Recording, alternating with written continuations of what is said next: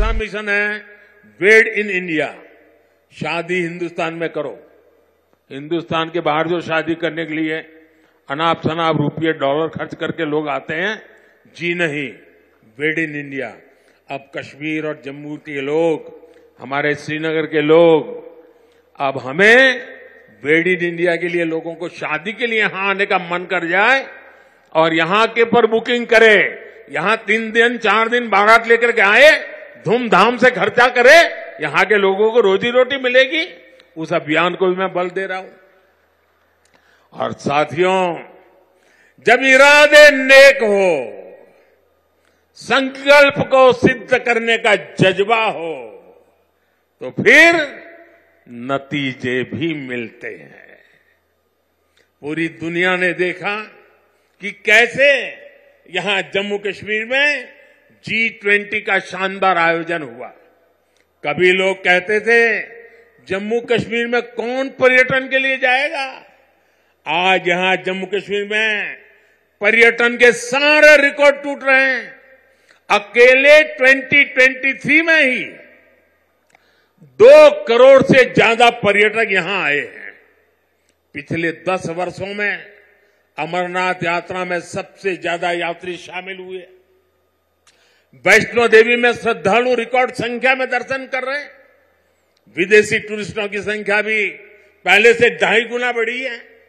अब बड़े बड़े स्टार भी, सेलिब्रिटी भी, विदेशी मेहमान भी कश्मीर में आए बिना जाते नहीं हैं। वादियों में घूमने आते हैं, यहां वीडियो बनाते हैं, रील बनाते हैं और वायरल हो रही है।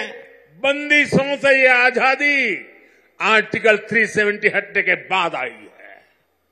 दशकों तक सियासी फायदे के लिए कांग्रेस और उसके साथियों ने 370 के नाम पर जम्मू कश्मीर के लोगों को गुमराह किया, देश को गुमराह किया। 370 से फायदा जम्मू कश्मीर को था या कुछ राजनीतिक परिवार वही इसका लाभ उठा रहे थे। जम्मू कश्मीर की आवाम ये सच्चाई जान चुकी है कि उनको गुमराह किया गया था। कुछ परिवारों के फायदे के लिए जम्मू कश्मीर को जंजीरों में जकड़ दिया गया था।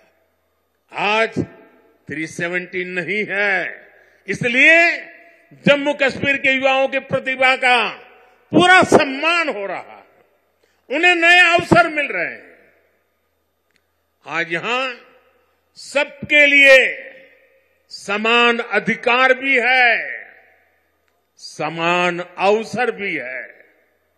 पाकिस्तान से आए शरणार्थी, हमारे वाल्मीकि समुदाय के भाई बहन, हमारे सफाई कर्मचारी भाई बहन, इनको वोट देने का अधिकार 70 साल तक नहीं मिला, वो अब मिला है।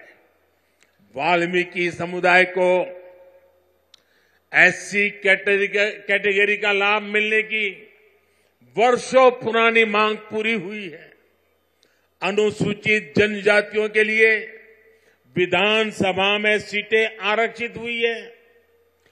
पद्दारी जनजाति, पहाड़ीय जातीय समूह, गड्ढा ब्राह्मण और कोली समुदाय को अनुसूचित जनजाति में शामिल किया गया है। हमारी सरकार में पंचायत, नगरपालिका और नगर निगम में अन्य पिछड़ा वर्ग को आरक्षण दिया गया। परिवारवादी पार्टियों ने जम्मू कश्मीर के लोगों को दशकों तक इन अधिकारों से वंचित रखा। आज हर वर्ग को उनके अधिकार लौटाए जा रहे हैं। साथियों, जम्मू कश्मीर में परिवारवाद और भ्रष्टाचार का एक बहुत बड़ी भुक्तभोगी रही है हमारी J&K बैंक। इस बैंक को तबाह करने में यहां की पहले की सरकारों ने कोई कोर कसर बाकी नहीं छोड़ी थी।